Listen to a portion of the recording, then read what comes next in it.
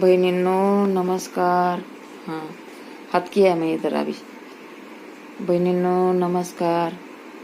बघा चित्र काढायला लागलाय आपला बाबू. चित्र काढायला लागलाय बघा ना. एवढा उशीर झालाय त्याला माझ्यासारखी झोप याय ना. आता उद्या रविवार आहे म्हणून बसलाय चित्र काढत.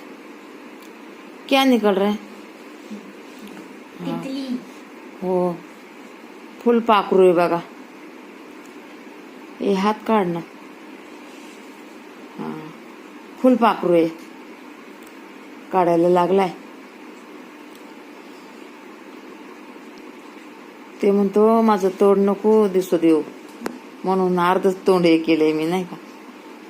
म्हणतो माझं तोंड नको दिसू देऊ.